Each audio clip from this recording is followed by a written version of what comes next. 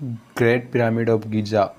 दोस्तों, इन विशाल आकार के पिरामिडों को देखकर लोगों के दिमाग में सबसे पहला सवाल यही आता है कि आखिर इनको बनाया कैसे गया था। दरअसल हजारों साल पहले प्राचीन मिस्र के अंदर वहाँ के राजाओं और रानियों की कब्रों को सुरक्षित रखने के लिए ये विशाल पिरामिड बनाए जाते थे। यही वह है कि आज मिस्र के अंदर कुल 138 पिरामिड बन चुके हैं।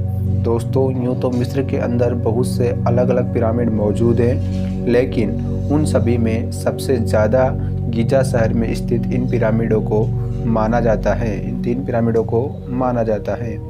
इन तीनों में से एक पिरामिड सबसे ज़्यादा ऊंचा और सबसे ज़्यादा पुराना है और उसी को दुनिया में the great pyramid of Giza के नाम से जाना जाता है। इसके अलावा कुछ लोग इसको पिरामिड ऑफ खुफू अर्थात खुफू का पिरामिड कहते हैं, क्योंकि यह पिरामिड मिस्र के चौथे राजवंश के राजा खुफू के द्वारा बनवाया गया था। दोस्तों, गीज़ा के ये महान पिरामिड दुनिया का सबसे खास पिरामिड माना जाता है, क्योंककि एक समय में ये दुनिया का 7 अजूबों में से एक अजूबा हुआ करता था।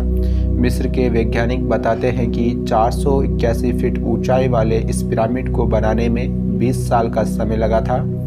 अपने समय में इंसानों द्वारा बनाया गया सबसे ऊंचा स्ट्रक्चर हुआ करता था और यह रिकॉर्ड इस पिरामिड के नाम लगभग 3800 साल तक रहा था। यानी 38 सदियों तक दुनिया में कोई भी स्ट्रक्चर इतना ऊंचा नहीं बनाया जा सका वो इसकी ऊंचाई के मामले में इस पिरामिड को पीछे छोड़ सके। हालांकि 1311 ईस्वी इंग्लैंड के अंदर जब लिंकन चर्च बनकर तैयार हुआ, तब जाकर पिरामिड की ऊंचाई का रिकॉर्ड टूट पाया। दोस्तों, लिंकन चर्च की ऊंचाई 482 फीट रखी गई, जो मात्र इस पिरामिड से 1 फीट ज़्यादा ऊंचा था। आज समय में वैज्ञानिकों ने यह अनुमान लगाया है कि गीज़ा के इस महान पिरामिड का वजन लगभग 60 लाख टन है। आपके अनुमान के लिए बता दें कि वर्तमान में मौजूद सबसे ऊंची इमारत बुर्ज खलीफा का वजन सिर्फ 5 लाख टन है और आज इसी से अंदाज़ा लगाया जा सकता है कि यह पिरामिड अपने आप में कितना बड़ा स्ट्रक्चर है। बताया जाता है कि इस पिरामिड को बनाने में 23 लाख चूना पत्थर और ग्रेनाइट का इस्तेमाल किया गया था, जिसमें बड़े पत्थरों का वजन 80 टन से भी ज़्यादा है। वैज्ञानिकों और रिसर्च को हैरानी इस बात से होती है कि उस ज़माने में मिस्र के लोगों ने इतनी भारी भरकम पत्थरों को किस तरह से उठाए होंगे, और ना ही सिर्फ उठाए बल्कि इन पत्थरों से एक बहुत बड़ा स्ट्रक्चर पिरामिड तैयार कर दिया। 4500 साल के उस दौर में ना तो कुछ खास टेक्नोलॉजी थी और ना ही साइंस ने कोई तरक्की की थी।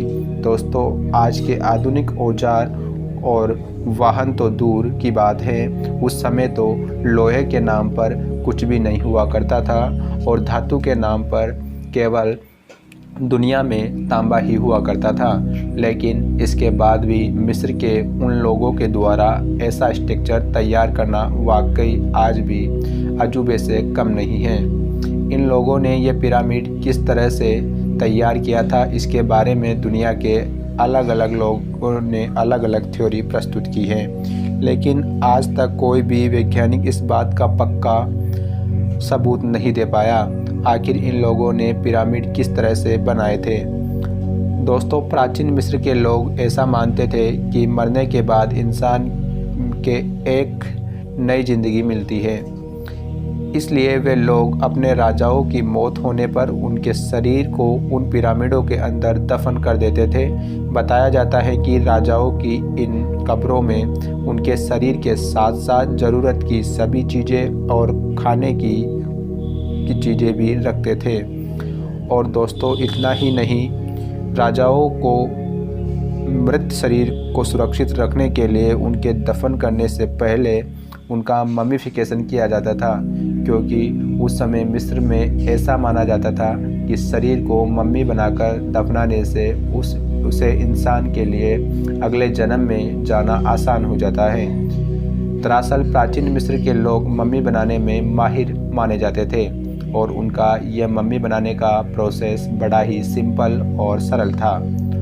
ये लोग मृत शरीर को मम्मी बनाने के लिए सबसे पहले पूरे जिस्म पर एक खास किस्म का लेप लगाते थे और फिर शरीर पर विशेष प्रकार की पट्टियाँ लपेटकर उनको एक ताबूत में बंद कर दफनाते थे। अभी हाल ही में कुछ सालों में हुए खोज में यह बात सामने आई कि मिस्र में ये लोग सिर्फ इंसान की ही नहीं बल्कि जानवरों का भी मम्मीफिकेशन करते थे। दरअसल खोजकर्ताओं के हाथ कुछ ऐसे सबूत लगे हैं कि उनमें ये बात साबित होती है कि मिस्र के लोगों ने इंसानों के अलावा जानवरों का मम्मीफिकेशन किया था। हालांकि उनमें ऐसा किस लिए किया था ये बात अभी तक क्लियर नहीं हो पाई, लेकिन कुछ खोजकर्ता बताते हैं या अनुमान लगाते हैं कि शायद राजाओं के कुछ खास स्पेशल जानवरों का मम्मीफिकेशन किया गया था।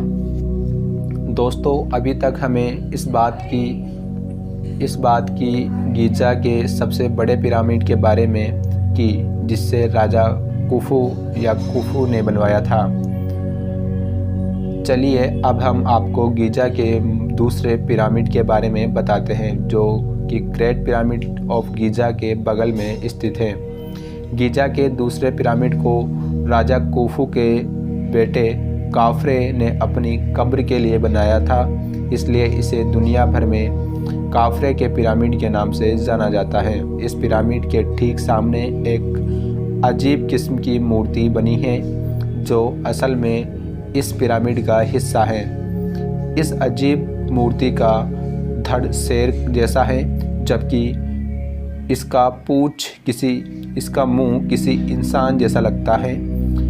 आज दुनिया भर में ये मूर्ति इपिन्स के नाम से जानी जाती है और इस मूर्ति को पिरामिड के सामने इस तरह से लगाया गया है कि जैसे कि पिरामिड के पहरेदारी कर रही हो। इपिन्स मूर्ति के चेहरे के बारे में यह बताया जाता है कि राजा खुफू के बेटे काफ्रे की शक्ल जैसा बनाया गया है। यानी आज हम इस मूर्ति के चेहरे में अंदाज़ा लगा सकते हैं कि राजा काफ्रे अपने समय में कैसे दिखाई देते होंगे, और ये वाकई कमाल की बात है। चलिए वीडियो में आगे बढ़ते हुए अब हम गीज़ा के तीसरे पिरामिड की बात करते हैं। दोस्तों, यह पिरामिड आकार में सबसे छोटा है और इसको मेनकायर के पिरामिड या पिरामिड ऑफ मेनकायर के नाम से जाना जाता है। इस पिरामिड को भी बाकी पिरामिडों की तरह मिस्र के एक राजा मेनकाई की कब्र के रूप में बनाया गया था, इसलिए इसका नाम मेनकाय पिरामिड पड़ा है। आर्कियोलॉजिस्ट बताते हैं कि राजा मेनकायर असल में राजा काफ्रे का ही उत्तराधिकारी था। वैसे देखा जाए तो ये तीनों पिरामिड अपने आप में किसी अजूबे से कम नहीं हैं। खास तौर में गीज़ा का महान पिरामिड आज भी वैज्ञानिकों के लिए एक पहेली बना हुआ है।